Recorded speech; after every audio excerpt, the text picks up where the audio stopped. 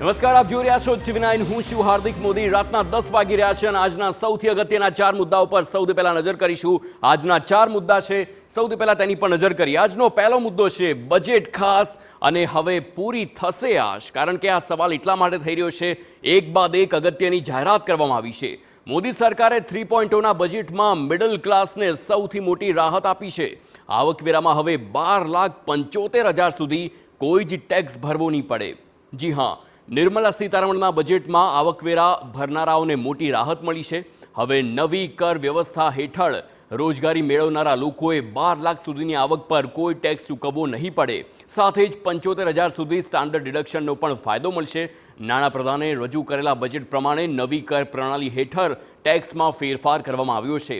નવા ટેક્સ સ્લેબમાં સરકાર 4 લાખ રૂપિયા કોઈ જ કર લેશે નહીં, જ્યારે કે 12 લાખ સુધીની આવક પર જ જે ટેક્સ છે તેના પર નાગરિકોને ટેક્સ રિબેટ મળશે.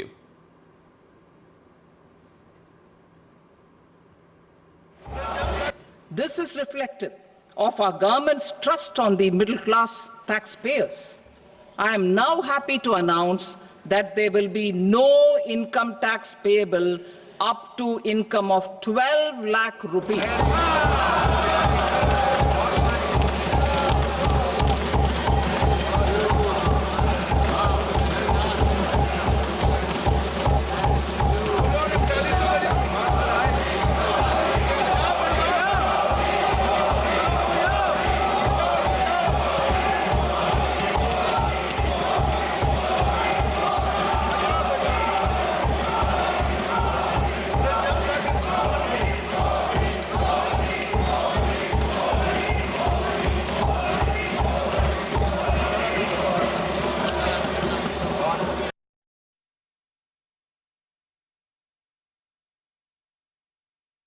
રૂપિયાનો લાભ થશે.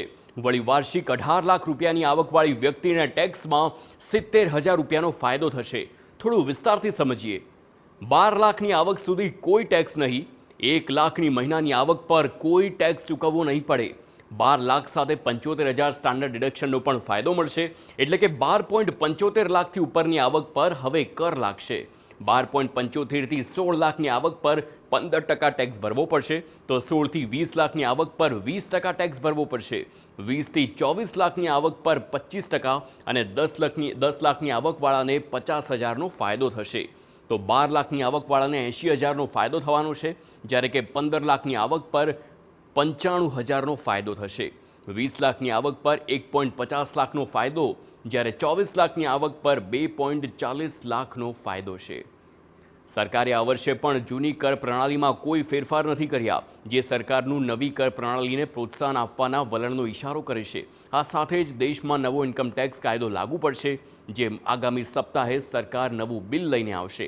અત્યારે દેશમાં 1961નો ઇન્કમ ટેક્સ કાયદો લાગુ છે.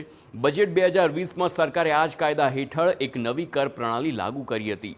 પરંતુ જુલાઈ 2024માં રજૂ કરાયેલા બજેટમાં સ્પષ્ટ કહ્યું હતું કે ઇન્કમ ટેક્સ કાયદાને બદલવાની જરૂરિયાત છે, જે માટે એક સમીક્ષા કમિટી બનાવાઈ. આ જ આધારે સરકારે નવું બિલ લાવવાની જાહેરાત કરી છે. તો આ સિવાય આરબીઆઈના LRS એટલે કે લિબરલાઇઝ્ડ રેમિટન્સ સ્કીમ હેઠળ TDS કપાતની મર્યાદા 7 લાખ રૂપિયાથી વધારીને 10 લાખ રૂપિયા કરવામાં આવશે. હવે તમે છેલ્લા 4 વર્ષનું IT રિટર્ન એકસાથે ફાઇલ કરી શકશો. વરિષ્ઠ નાગરિકો માટે TDS મર્યાદા 50,000 રૂપિયાથી વધારીને 1 લાખ રૂપિયા કરવામાં આવી છે.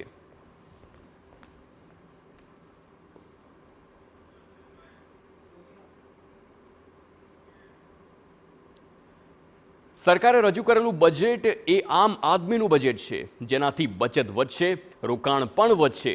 PM નરેન્દ્ર મોદીએ બજેટના વખાણ કરી તેને ફોર્સ મલ્ટીપ્લાયર ગણાવ્યું છે.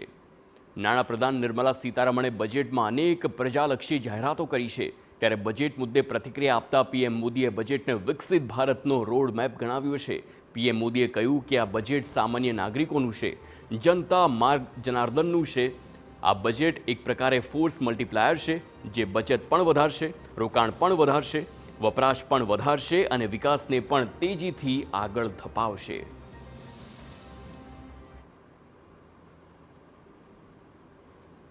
बजट सेविंग्स को बढ़ाएगा,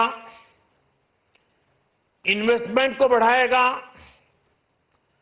कंजम्पशन को बढ़ाएगा और ग्रोथ को भी तेजी से बढ़ाएगा। मैं वित्त मंत्री निर्मला सीतारमण जी और उनकी पूरी टीम को इस जनता जनार्दन का बजट, पीपल्स का बजट, इसके लिए बहुत बहुत बधाई देता हूं। તો પીએમ મોદીએ કહ્યું કે સામાન્ય રીતે બજેટનું ધ્યાન સરકારની તિજોરી કેવી રીતે ભરાશે તેના પર હોય છે, પરંતુ આ બજેટ તેનાથી વિપરીત છે। આ બજેટમાં લોકોના ખિસ્સા કેવી રીતે ભરાશે તેના પર ભાર મૂકવામાં આવ્યો છે। તો પીએમ મોદીએ કહ્યું કે આ એક એવું બજેટ છે જે દરેક ભારતીયના સપના પૂરા કરશે। બજેટમાં 12 લાખ રૂપિયા સુધીની આવકને ટેક્સ ફ્રી કરવામાં આવી છે। આનાથી આપણા મધ્યમ વર્ગ અને નોકરિયાત લોકોને ઘણો ફાયદો થશે।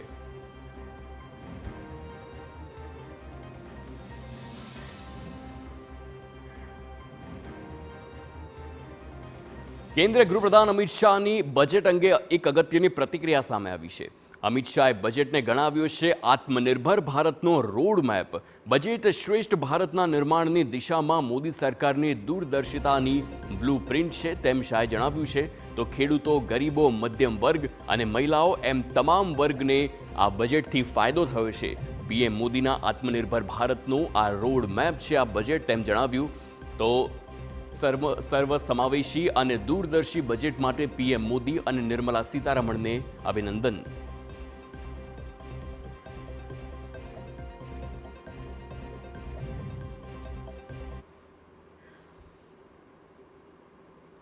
તો મુખ્યપ્રધાન ભૂપેન્દ્ર પટેલે પણ આ બજેટને આવકાર્યું છે। સીએમ ભૂપેન્દ્ર પટેલે બજેટને ભારતના વિકાસની દિશામાં ગતિ દેનારું ગણાવ્યું છે। આત્મનિર્ભર ભારતના મંત્રને સાકાર કરનારું બજેટ છે। તો ગરીબ, યુવા, અન્નદાતા, નારી શક્તિ આધારિત વિકાસ પર ધ્યાન આપવામાં આવ્યું છે। વિકસિત ભારત એટ 2047ના સંકલ્પને પૂર્ણ કરવાની ચેતના આપનારું બજેટ ગણાવ્યું છે।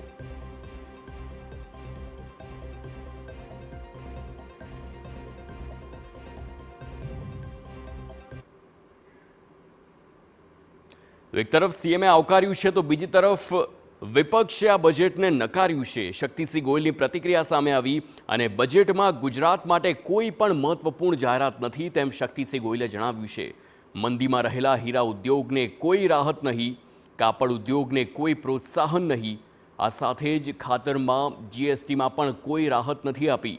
બિહાર માટે અનેક જાહેરાત કરાઈ પણ ગુજરાત માટે કંઈ નહીં।